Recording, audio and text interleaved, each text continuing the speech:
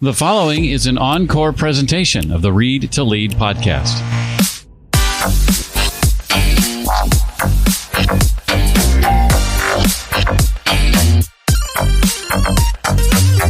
If you want to move from being a manager to a leader, you've got to come up with a vision. The good news is you don't have to have charisma. You don't have to be clairvoyant. You don't have to be particularly gifted. Hello there, and welcome to the Read to Lead podcast, the podcast that's dedicated to your personal and professional growth. I hope that you and your family are healthy and social distancing and staying well through these unusual times we find ourselves in.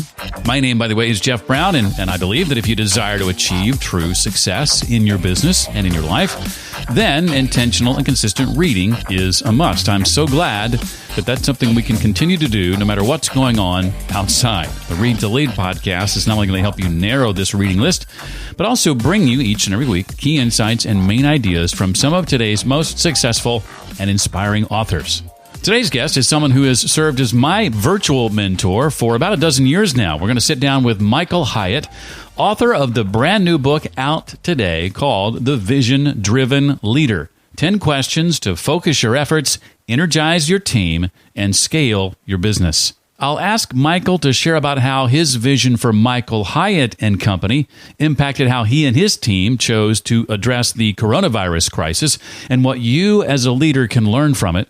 Understanding what characteristics make for an inspiring vision, how your vision plays into your strategy and even your productivity, and lots more. And be sure to stick around to the end of our conversation to learn how you can score over $600 in resources in conjunction with the launch of his brand new book. Michael Hyatt is the founder and CEO of Michael Hyatt and Company, which helps leaders get the focus they need to win at work and succeed in life. Formerly the chairman and CEO of Thomas Nelson Publishers, he is also the creator of the Full Focus Planner and a New York Times, Wall Street Journal, and USA Today best-selling author of several books, including Free to Focus, Your Best Year Ever, Living Forward, and Platform, a couple of which have been featured right here on this show. His work has been featured by the Wall Street Journal, Forbes, Inc., Fast Company, Business Week, Entrepreneur, and other publications. And his brand new book, the one we're talking about today, again, is called The Vision-Driven Leader. 10 questions to focus your efforts, energize your team, and scale your business. Well, first of all, welcome back to the podcast. I'm excited to have you here. And you're one of those authors to me, Mike. It's like Seth Godin, John Maxwell. You release a book, and I'm buying it sight unseen. I don't care what it's about. I'm going to buy it because I know I'm going to learn something. Well, thank you so much. I appreciate that. I haven't mentioned this publicly, but I was fortunate enough to agree to a book deal myself with Baker earlier this month. And I mention that here because you've mentored me tremendously, whether you know it or not, virtually and otherwise over the last dozen plus years. And so when it comes to the acknowledgments in my book, I think your name's going to be at the top of the list. Oh, well, thank you very much. I'll tell you, I love publishing with Baker. They have been a fantastic publisher for me. Well, yeah, they've got a great reputation, so I'm very much looking forward to it. Well, these last few weeks, Michael, I don't know that I've seen any leader, company respond to the crisis that's happening around us as well as the team at Michael Hyatt and Company. And I'm wondering if you'd be willing to sort of pull back the curtain on the last few weeks and kind of give us some insight as to what's been happening behind the scenes there. After all, your company is one that helps other leaders respond to these kinds of issues. Yeah, well, it's been an interesting couple of weeks. So on the Wednesday night that the president spoke to the country, addressed the entire country, you know, I've been hearing rumblings about the coronavirus. And in fact, even prior to that, we had sent our people home to work remotely. But there was something that dramatically shifted that night. But I was in the middle of our Business Accelerator coaching workshops. So just to kind of put this in context, once a quarter, I have about 400 plus clients that come into Nashville, 50 at a time, meet with me for a full day. And then the next day, it's another group. And then the next day, another group, and so forth until we go through all of them.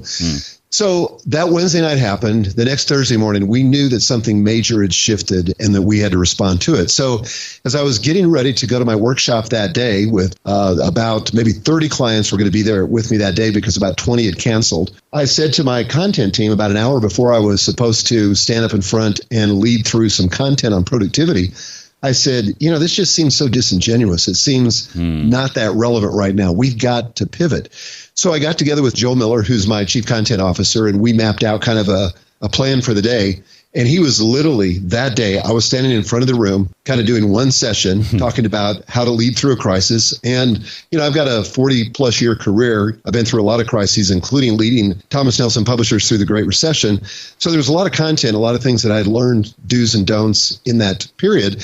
And so I was up in front of the group and I was going through the content. And Joel and his team, a graphic designer, were putting together exercises to take people through in their table discussions. But it was a phenomenal, phenomenal day. And we did the same thing again Friday. We tweaked it up. We worked, half the night, Thursday night, to just take the content to the next level. And our clients reported, they came in scared. Their hair was on fire. They didn't know, exactly what to do to lead their organizations. But we gave them some frameworks and some structure and some ways of thinking about it that I think were hugely helpful. So we made the decision about Friday afternoon, about the middle of the day. We said, guys, we've got to put a course together. We're not doctors. We're not nurses. We can't help with the virus. We're not sitting at the federal level where we can help with the economy at that level. But what we can do is we can help the people we coach, the people that listen to the podcast, the people that are in our audience, most of whom are business owners or entrepreneurs, figure out how to lead through this and actually emerge from this crisis stronger than when they went into it. So we wrote all weekend. I got in the studio on Monday. I've got a video studio in my home, and I recorded 8 modules on Monday. And it was brutal. It was just one right after another. Meanwhile, part of the team's working on a workbook. They're working on some ancillary material. And so we had it ready to go to publish on Thursday. We completely also during that time wrote a new webinar called Confident in Crisis that to this day, we've had 15,000 people opt into, and we're still doing it almost every day. And so that webinar gives some free training, but it also gives people an opportunity if they want to go deeper, they can purchase the course. So it's been crazy. Last week when we introduced that, it was all hands on deck. This week we said, we cannot keep up this pace. We got to slow it down as an organization.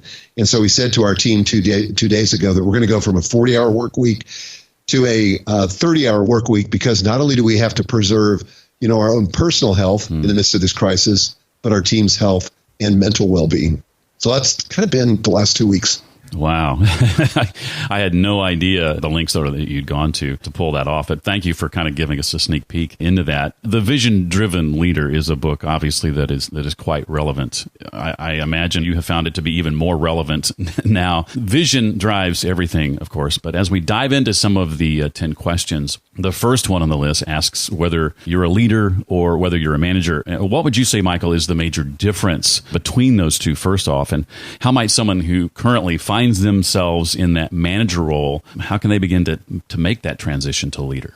Well, Jeff, one of the things I would say is, and just a little more peek behind the scenes, but, as this crisis became a reality, one of the questions I asked was, is this book still relevant? And in fact, in near panic, I called the publisher and I said, can't we just delay this book? Because I don't want to be publishing in the midst of this crisis. And so the more I thought about it, the more I thought, no, actually, we have to do it. Now, it was a good thing because Baker told me, they said, no way we can pull it back. The books have already been shipped. And if we cancel it now, we've got thousands of orders at Amazon and they'll just cancel. So they said, you got to figure it out. So I said, okay. So I asked myself this question. It's an important question for everybody that's in business today. And that is, why is my product or service even more relevant now than it was a couple of weeks ago or a month ago? And so as I thought about the Vision-Driven Leader, I thought, man, this is way more relevant now. The timing couldn't be better because vision is the one thing that's going to get people through this crisis. So to your question, first of all, leading and managing are distinct functions. Often they're distinct roles at organizations, but they're both essential. Both leaders and managers are important, but here's a few ways they're different. So leaders create the vision. They identify the what. But managers execute that vision, and usually in the form of strategy. So they're responsible to come up with the how we're going as an organization to reach that vision. Leaders inspire and motivate. Managers maintain and administer. Leaders take risks, while managers control risks. Leaders stay focused on the horizon, what's next, what's out there, while managers have their eye on short-term goals and objectives. Now, if you want to move from the role of manager to leader, and by the way, you don't have to be a business owner, you don't have to be an entrepreneur, you can be leading from any place in an organization. When I first discovered the process that I reveal in the book, it was when I was a mid-level manager at Thomas Nelson Publishers. Vision is essential at every level because whether you're leading a department, a division, or an entire company, you've got to identify the vision or the destination of where you're taking this group of people. And if you want to move from being a manager to a leader, you've got to come up with a vision. The good news is you don't have to have charisma. You don't have to be clairvoyant. You don't have to be particularly gifted.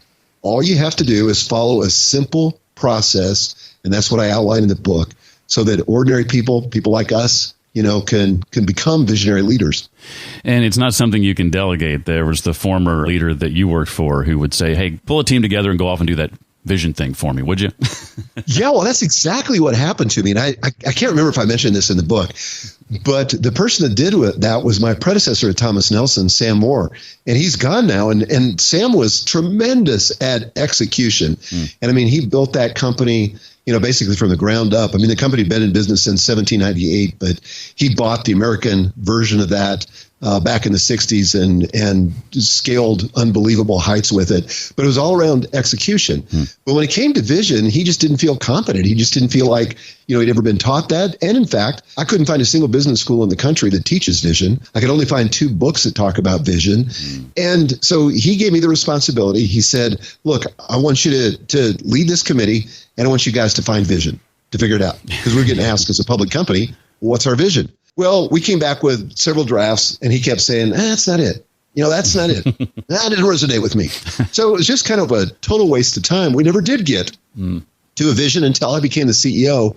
And then that's when I unrolled and at scale kind of implemented this whole vision script system that I talk about in the book. But it's got to start with you as a leader. Certainly it can't end with you, but it's got to start with you. Other people will make it better. Other people will refine it. Other people will take it, flesh it out and take it to the next level. But it's got to start with you. And if it doesn't excite you as the leader, there's no way you're going to sell anybody else and get them enrolled in helping them to bring it into reality. And that whole starting with you process, Michael, does it not begin with you getting away, going off on your own somewhere and figuring out what it is you want in the first place, right? Yeah, one of the things that John Maxwell told me years ago, and I had the privilege of publishing John for over a decade. He was one of my authors at Thomas Nelson. But one of the things he said to me when he was kind of my informal mentor, and I would ask him advice from time to time. And he would say, Mike, you have got to schedule think time. He said the more successful you become, the more difficult it's going to be for you to take time to think. And all the breakthroughs that you're going to get in your business is going to come from you getting alone and thinking. Well, the same thing is true when it comes to a vision. You've got to schedule it. What gets scheduled gets done. And so what I advise and what I practiced in a lot of different contexts is getting away for that initial vision draft for a day. And again, in the book, I walk you through the process. By the way, I talk about this in my book, Living Forward, when you're talking about doing it as a life plan. Get away for a day, get a vision for your life. This is the same thing at an organizational level, is take a day and think through the process that I outline. And if you do that, you will emerge not like Moses coming down from Mount Sinai with the 10 Commandments, but with a rough draft, wet cement that you can take to the next level of your leadership, or maybe even your own entire team if you don't have a leadership team, but to take it to the next level and be able to say, look, guys, I've been doing some thinking about our future. Here's kind of a draft of what I see. Give me your input, because there's probably things I've missed, probably things that could be said better, but I need your input so that we collectively agree on the destination where we're headed. You mentioned a moment ago that some leaders can struggle with this. You talked about Sam, understanding vision, giving enough attention to vision. I found your 4 characteristics for an inspiring vision very helpful here. Can you unpack those for us? Yeah, so 4 characteristics of an inspiring vision. First of all, what isn't, not what is. So what you need is something that's not incremental, something that's a slight improvement that you can imagine over your current situation, but something that's more toward exponential, something that forces you and your team into the discomfort zone. When you get into your discomfort zone, that's going to command your best thinking, It's going to ignite your imagination. That's where real innovation is going to happen. And so in the book, I give the example of Uber. The two co-founders of that standing in Paris looking for a cab and just said, what if we could reimagine this? What if we didn't have to stand out here trying to wave down a cab and go through all the hassle that we go through of having to pay the cab, at the end and all that stuff? What if this could be done with an app? Well, they totally revolutionized transportation. When I travel, back in the day when I used to travel, but I always prefer Uber. They changed everything. So that's the first characteristic. It's got to be about what isn't, not what is. And then secondly, it does have to be exponential, not incremental. So this just kind of takes it to the next level. So iPhone is a good example of this. When Steve Jobs stood up, and I remember that first, keynote that he gave on that. Did you watch that by chance? I did. Yeah, it was so amazing when he talked about, pulled that out of his pocket and, started showing that off. And I remember one of the things that he talked about was, this wasn't going to be a slight improvement over the phones that we had at the day. And in fact, people made fun of him. Even people like Steve Ballmer, who was the head of Microsoft, said, this is a stupid idea. I'll give them a year before they fold this division. And of course, Microsoft was never able to successfully launch a mobile device. But one of the things that Steve said is we're not looking for a better keyboard. We're looking for no keyboard, and we're going to use your finger as the pointer. I mean, it was exponential. Third characteristic is that it needs to be risky, but not stupid. Okay. So this is one of the biggest challenges that entrepreneurs have, but we're all about, taking risks, but they got to be manageable. So an example of this I talk about in the book is when we created a product at Michael Hyatt and Company, the Full Focus Planner. That was something that was risky because we were going to have to invest hundreds of thousands of dollars in buying inventory, having the planner manufactured, all the stuff that's involved in moving from what at that time we were a completely online business to now having a physical product, having a contract with a shipping company to distribute it and all the rest. But it was a calculated risk because I have a lot of people in my company that came from the book publishing world. We had some expertise. It was risky for sure, but it wasn't stupid. And then finally, last characteristic, what, not how. In other words, you can't ask yourself the question when you're formulating vision, but how are we going to do that? People get to the how too fast. You've got to get to the how eventually, but there's a difference between the what and the how. The what is the vision. The how is your strategy. The fact is, your vision should remain, relatively constant, but your strategy, and boy, we know this right now in the midst of this coronavirus, it's going to have to shift a lot. The destination might not change, but the way that you get there could be vastly different today than from, what it was a month ago. And I use the example there of the Wright brothers.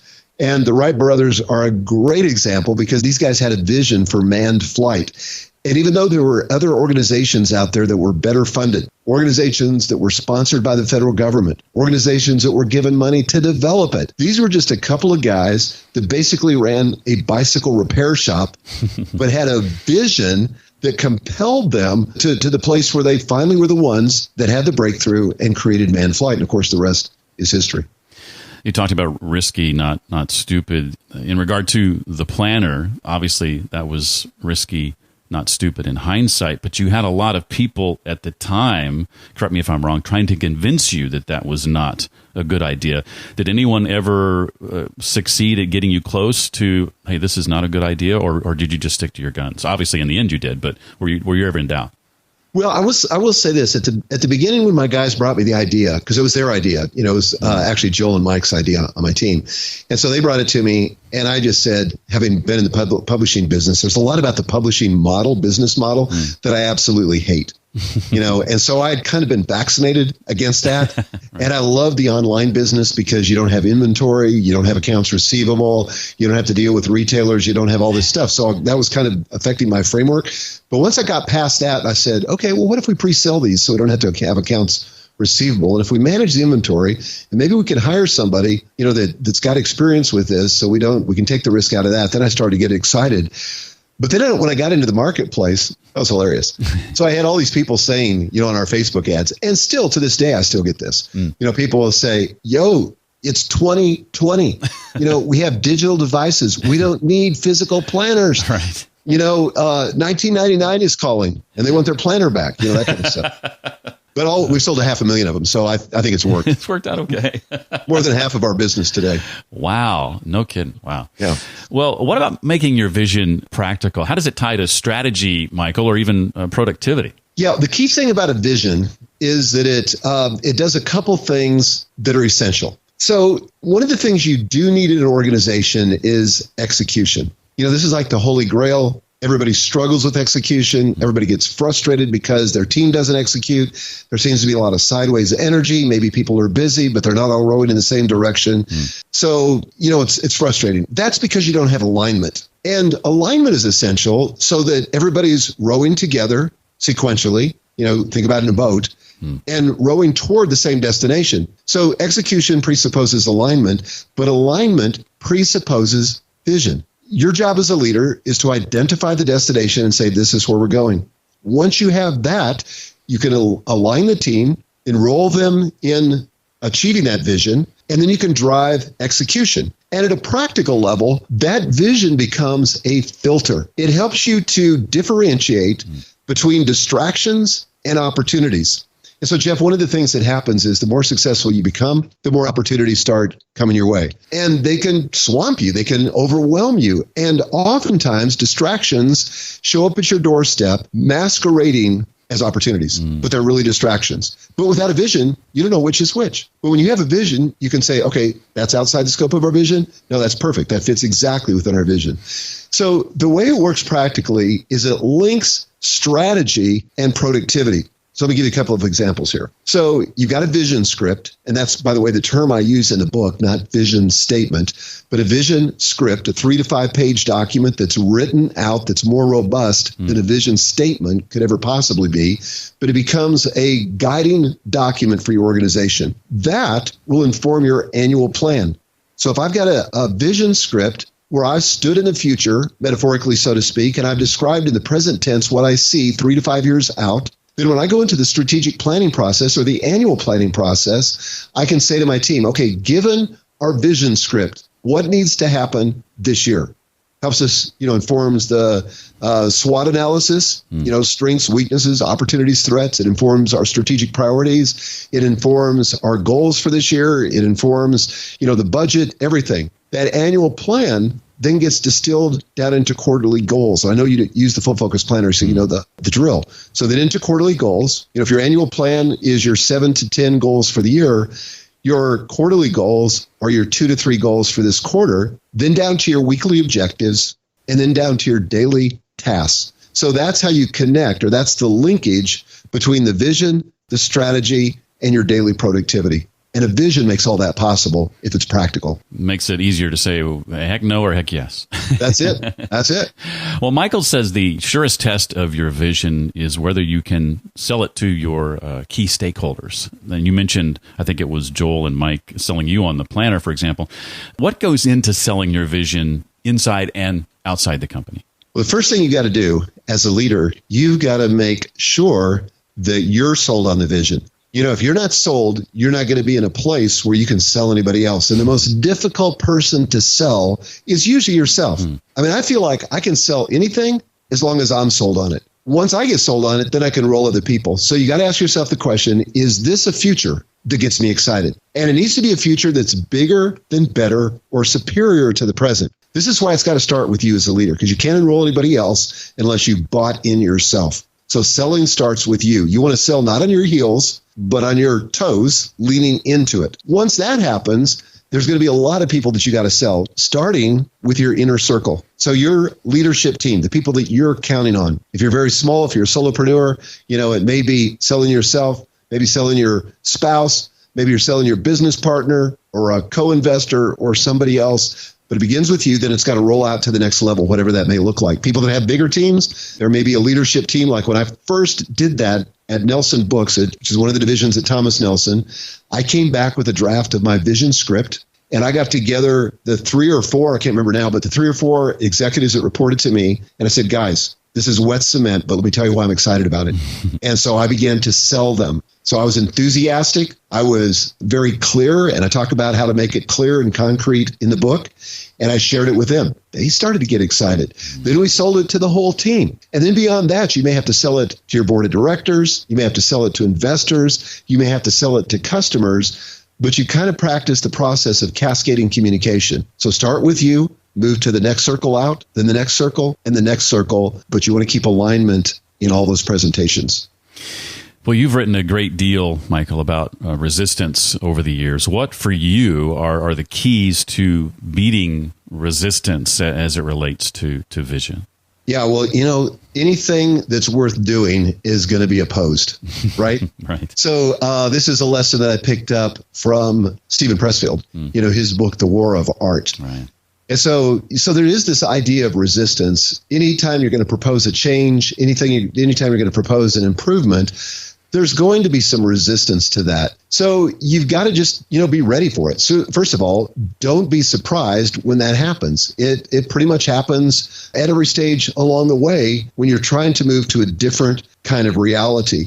And that's where I think it really requires, first of all, tenacity. You got to be willing to continue to move forward, even in the face of opposition. So one of the things we were talking about the crisis at the beginning of this interview and how we had turned out this course in record time, but there's been some resistance. We've gotten some heat in social media because, again, we're not doctors, we're not nurses, we can't help people at that level, but we dispense leadership advice and we believed we could help people at that level.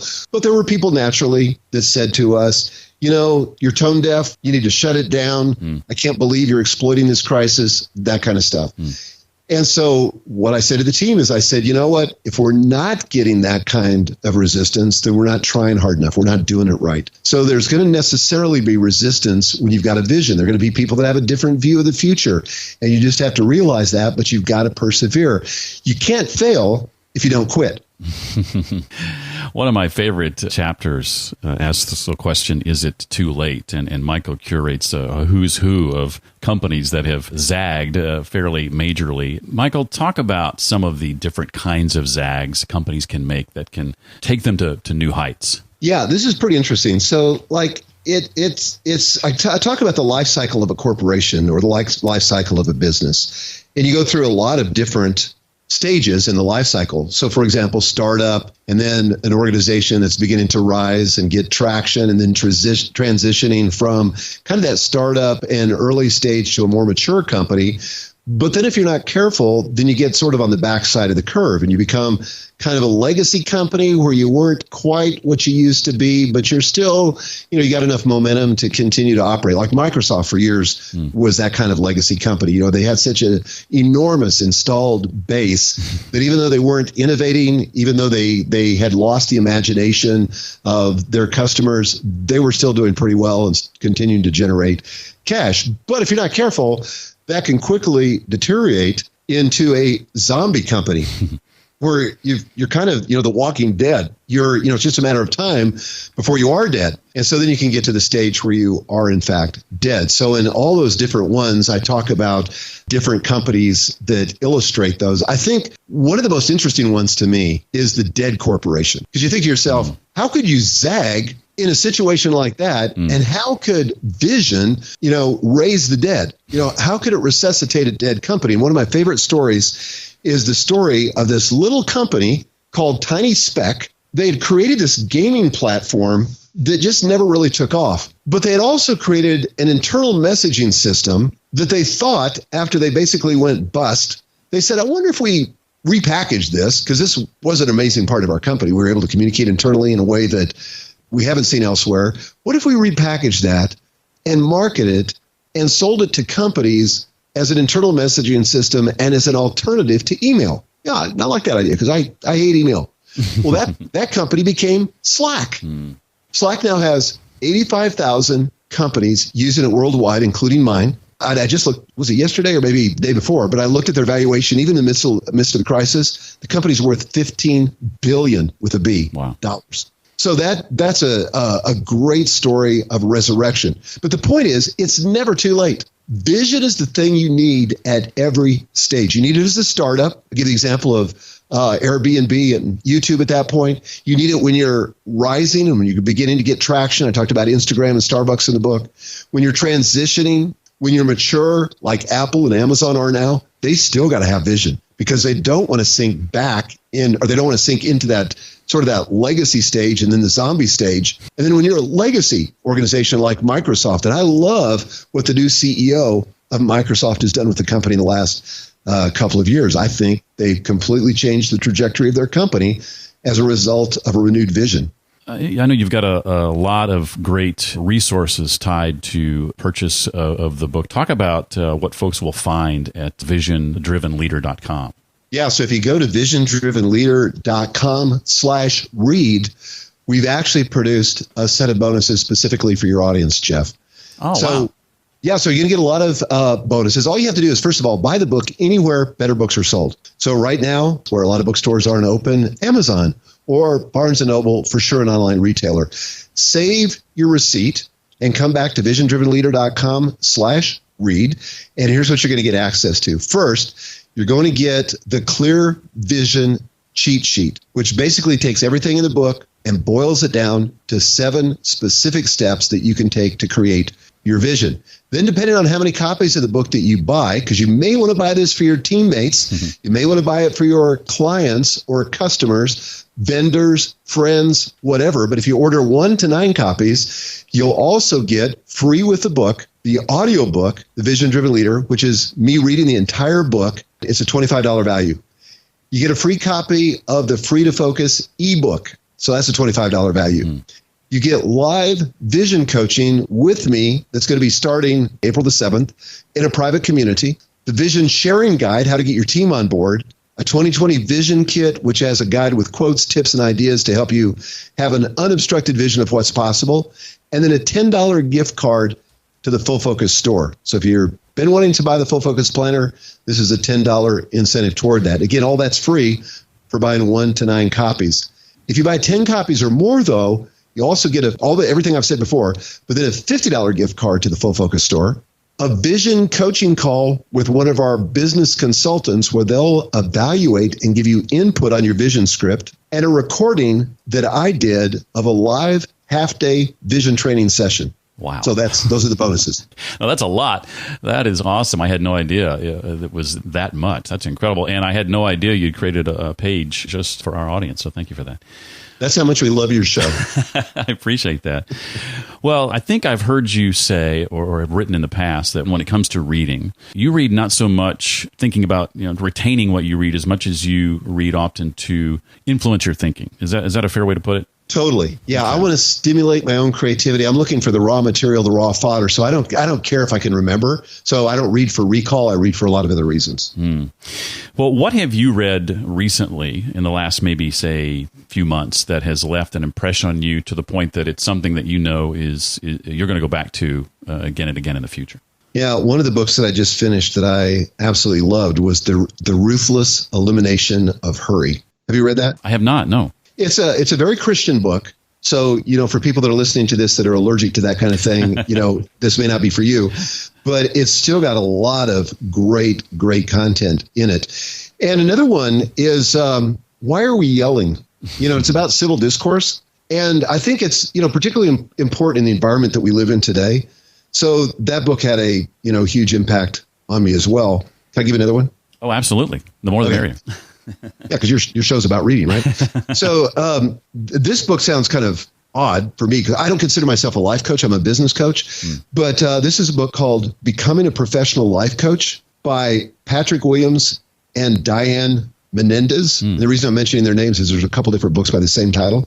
But Becoming a Professional Life Coach, the thing I loved about that book is it's almost like a textbook, but I had my entire coaching team listen to this because we offer not only group business coaching, but one-on-one business coaching. And I said, guys, this is the best book I've read on how to ask powerful questions and lead people in powerful conversations. Thank you for those suggestions. I have not read any of those 3, so I've got some homework. I've got my work cut out for me for sure. Well, beyond the release of the Vision Driven Leader, as you look ahead to the rest of 2020, what are you and your team working on that you're excited about and are able to share? Well, I think one of the things that we're the most excited about is this one-on-one coaching thing. It's something that our clients have asked for because group coaching sort of gives you a strategic advantage because you're taught concepts and frameworks and given tools that you can apply to almost any business. But what our clients said is they need more tactical advice for their specific situation. So we're offering something called Business Accelerator One-on-One. It's not actually going to roll out till the summer, but we've got an early beta group on that and are getting fabulous results. So that's probably the biggest thing on the horizon. We're continuing to expand the Full Focus Planner. We've got some really exciting things coming this fall with that, some new editions of the planner, a new edition of the journal that's going to be even better than what we've got now. So, yeah, those are just some of the things we're doing. Well, I use both the journal and the planner, and for about 15 years, I was all digital and couldn't understand why things weren't quite working as well as I thought they would. It wasn't until I went back to an analog planner that things began to really ramp up for me. So I highly recommend both the planner Thank you. And the journal. The book, again, is The Vision Driven Leader. Be sure to go to visiondrivenleader.com/read. As Michael mentioned, take advantage of those bonuses. Michael, thank you so much for your time, for sharing with us about vision today. Really appreciate you coming on the show again. Thank you, Jeff. Thanks for having me. In case you forget it, be sure and check out the show notes for that link Michael mentioned where you can get a copy of his book or numerous copies, as I'm doing, and access to over $600 in bonuses. The show notes page can be found at readtoleadpodcast.com/312 for episode 312. Conversely, you can head on over to visiondrivenleader.com/read. Now be sure and save that receipt because when you go to claim your bonuses, you'll be asked to enter your receipt number. That's all you need to do once you've purchased a book to claim all those bonuses. Again, visiondrivenleader.com/read or readtoleadpodcast.com/312. If you have any questions, comments, suggestions, or feedback for the Read to Lead podcast, I encourage you to reach out to me directly. It's Jeff at readtoleadpodcast.com. Next time on the show, we welcome Robbie Kelman Baxter, author of both The Membership Economy and The Forever Transaction. That's next time on the Read to Lead podcast. Well, that does it for this week. I look forward to seeing you next time. Until then, remember, leaders read and readers lead.